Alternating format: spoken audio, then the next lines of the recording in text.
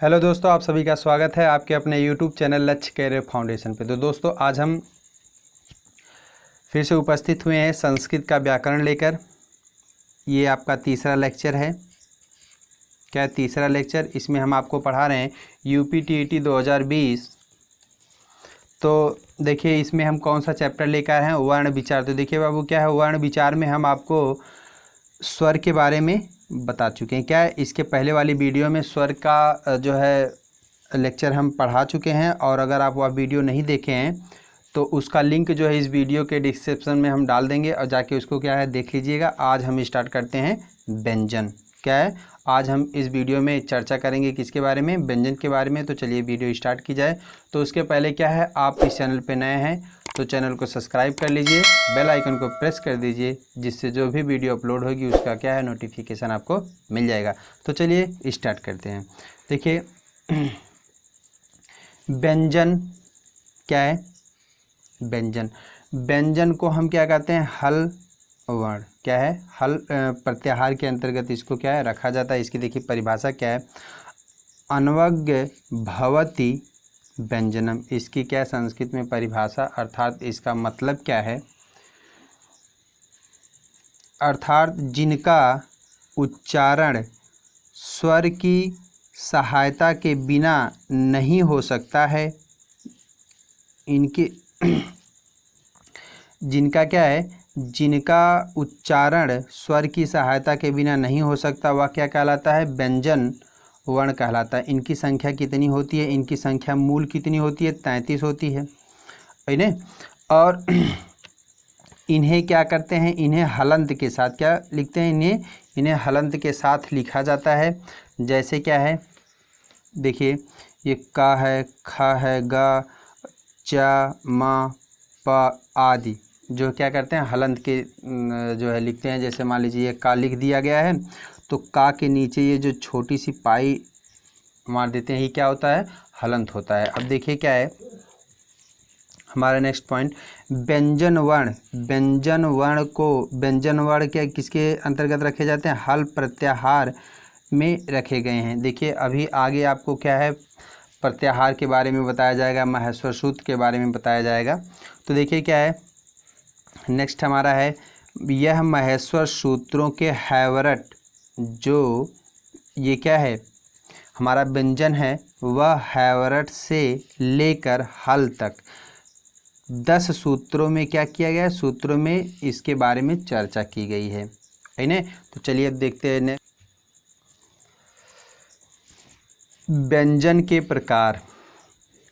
देखिए व्यंजन मुख्यतः कितने प्रकार का होता है? संस्कृत में 3 प्रकार का होता है। व्यंजन संस्कृत में मुख्यतः 3 प्रकार का होता है। कौन कौन सा? स्पर्श व्यंजन, अंतस्थ व्यंजन और ऊष्म व्यंजन।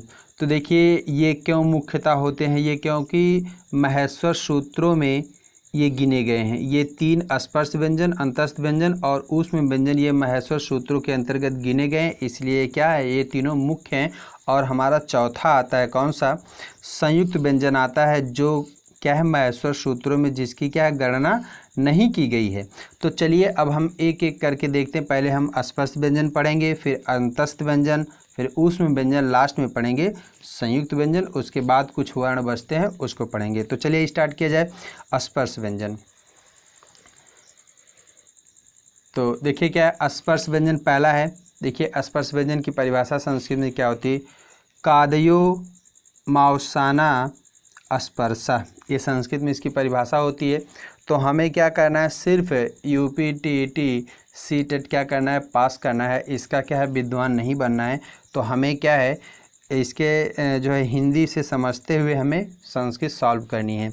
देखिए क्या इसका मतलब है, जिन वर्णों के उच्चारण में क्या, जिन वर्णों के उच्चारण में मुख के विभिन्न भागों क्या है कंठ, तालु, मूर्धा, दंत, ओष्ठ, क्या हो कंठ, तालु, मूर्धा, दंत, ओष्ठ आदि का स्पर्श होता है, उन्हें क्या कहते हैं? स्पर्श व्यंजन कहते हैं, है ना।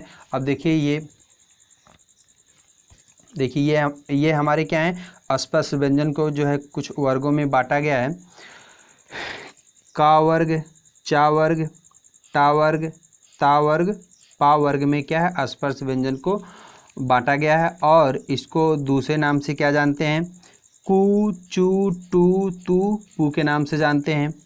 ये हमारा क्या है, अगर कहा जाए का वर्ग में कौन कौन सा आता है तो आप बताएंगे क ख ग अंगा का वर्ग में, और चा वर्ग में च छ ज झ इयाँ आते हैं, टा वर्ग में टा ठा डा डा अड़ा आता है, ता वर्ग में ता था दा था ना, और पा वर्ग में पा फा ब भा मा आता है। अब अगर बात आएगी, पूछा जाएगा कि कंठ से क्या बोला जाता है, तो क्या बताएंगे, का वर्ग जो होता है, जो का वर्ग है वह किससे बोला जाता है, कंठ से। का वर्ग मतलब का ख ग घ अंगा, ये जो है कंठ से बोले जाते हैं। और चा वर्ग मतलब च छ ज झ इया, ये हमारे किससे बोले जाते हैं, तालु से बोले जाते हैं। और टा वर्ग मतलब ट ठ ड ढ अड़ा, ये हमारा मूर्धा से बोला जाता है। और ता वर्ग में त थ द ध ना, ये हमारे किससे बोले जाते हैं, दंत से बोले जाते हैं। पा वर्ग क्या है, प फ ब भ मा, ये हमारे ओष्ठ से बोले जाते हैं। अब इनकी कुल संख्या कितनी है, 25 है। कितनी संख्या है, 25। अगर कोई पूछ रहा है कि स्पर्श व्यंजन की संख्या कितनी है, 25 है। देखिए इसको हम और कितने किन किन नामों से जानते हैं। देखिए इनको हम वर्गाक्षर के नाम से जानते हैं, जो स्पर्श व्यंजन हमारा है उसको हम क्या, वर्गाक्षर के नाम से जानते हैं। और वर्गीय व्यंजन के नाम से स्पर्श तो जानते ही हैं। अब देखिए जो पांचों वर्ग है उनको हम किसके नाम से जानते हैं, अभी बता दिए हैं कि किसके नाम से जानते हैं, कु, चू, टू, तू, पू के नाम से जानते हैं। और इन्हें दूसरे नाम से क्या कहते हैं, उदित के नाम से जानते हैं, है ना। अब नेक्स्ट देखते हैं अंतस्थ व्यंजन, किसके बारे में पढ़ें, अंतस्थ व्यंजन। देखिए हमारा दूसरा आता है अंतस्थ व्यंजन। अंतस्थ व्यंजन किसे कहते हैं, याड़ो अंतस्थ। देखिए अंतस्थ व्यंजन में इसका सूत्र क्या है, यणो अंतस्थ मतलब यण प्रत्याहार के अंतर्गत, क्या है, यण प्रत्याहार के अंतर्गत आने वाले 4 वर्ण कौन कौन से हैं, य, र, ल, व, ये 4 वर्ण क्या कहलाते हैं, अंतस्थ व्यंजन कहलाते हैं। अब हमारा तीसरा है ऊष्म व्यंजन। कौन सा है, ऊष्म व्यंजन। तीसरा हमारा आता है ऊष्म व्यंजन। देखिए सल ऊष्माणा मतलब सल प्रत्याहार के अंतर्गत आने वाले वर्ण ये कौन कौन से हैं, बड़ा सा, छोटा सा, मूर्धन्य सा, छोटा सा, हा, ये 4 वर्ण क्या हैं, ऊष्म व्यंजन कहलाते हैं। तो चलिए नेक्स्ट हमारा चौथा है मिश्रित, जिसको क्या किया गया है, महेश्वर सूत्रों के अंतर्गत नहीं गिना गया है। तो देखिए 2 व्यंजन वर्णों के मेल से जो वर्ण बनते हैं उन्हें क्या कहते हैं, संयुक्त व्यंजन कहते हैं। जैसे क्या है, का और मूर्धन्य सा से क्या बना है, छत्र बना है। ता और रा मतलब आधा ता आधा रा से मिलकर क्या बना है, त्रा बना है। आधा जा और आधा इया से ज्ञा बना है। अब ये तो जो है हमारे महेश्वर सूत्रों में क्या किया गया, इनकी गणना हुई। अब देखिए क्या कुछ अतिरिक्त हैं, जो क्या है, अयोगवाह एक आता है, क्या अयोगवाह है, वर्णमाला में पढ़े हुए वर्णों के अतिरिक्त 4 वर्ण और भी हैं। कौन से, मतलब शेष और बचते हैं। तो कौन कौन सा, एक अनुस्वार है, एक विसर्ग है, एक जिह्वा मूली है और एक उपध्मानी है। ये हमारे 4 वर्ण क्या हैं, जो वर्णमाला में पढ़े गए वर्णों के अतिरिक्त ये 4 वर्ण और रहते हैं। तो चलिए एक एक करके इनको भी हम क्या है देख लेते हैं। पहला क्या दिया है आपका, अनुस्वार और विसर्ग दिया है। क्या दिया है, अनुस्वार और विसर्ग है। देखिए अनुस्वार क्या है, अंग और अह, क्या है, अंग और अह, ये अच मतलब स्वर के बाद आने पर क्रमशः अनुस्वार और क्या हो जाते हैं, विसर्ग कहलाते हैं। अगर ये क्या है, अंग और अह जो हमारा स्वर है उसके बाद आएगा तो ये क्या हो जाएगा, अगर अंग आएगा तो अनुस्वार हो जाएगा और अह आएगा तो विसर्ग हो जाएगा। चलिए देखते हैं जैसे बालकम, रामम, श्यामम आदि में क्या है, मकार, क्या है, मकार के बाद आकार, क्या है, मकार के बाद आकार के ऊपर ये जो बिंदी लगी है क्या है, ये बिंदी, अगर ये कह लिया जाए बिंदी इसको माने तो ये बिंदु माने तो यह कह लें कि जो अह के ऊपर आह की जो अंग की जो मात्रा होती है वही क्या है हमारा, ये है अनुस्वार है।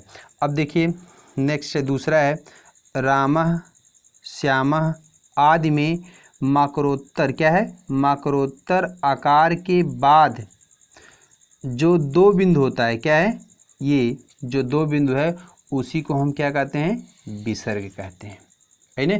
अब हमारा बचता है एक जिह्वा मूली और एक उपध मानी बचता है। तो देखिए जिह्वा मूली, देखिए जिह्वा मूली किसे कहते हैं, जो क्या है आधा विसर्ग, ये क्या है, ये आधा विसर्ग का और खा, क्या है, का और खा के पहले जो आधा, क्या है, आधा विसर्ग के समान लिखा जाता है उसे ही क्या कहते हैं, जिह्वा मूली कहते हैं, जिह्वा मूली वर्ण कहते हैं। जैसे क्या है, बालक क्रीडत, ये जो का है, का के आगे क्या आधा ये जो विसर्ग लगा इसी को क्या कहते हैं, जिह्वा मूली कहते हैं।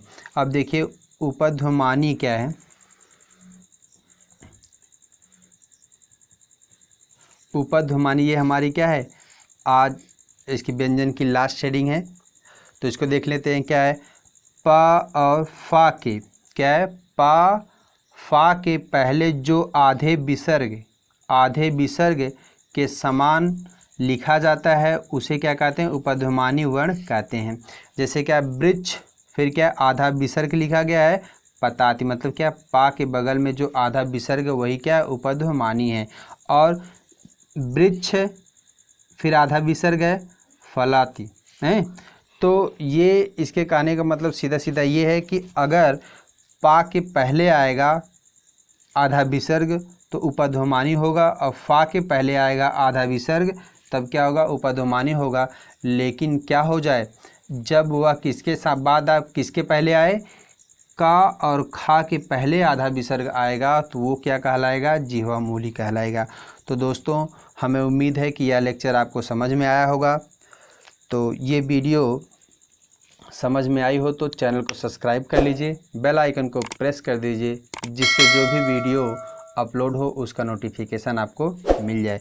तो वीडियो देखने के लिए धन्यवाद।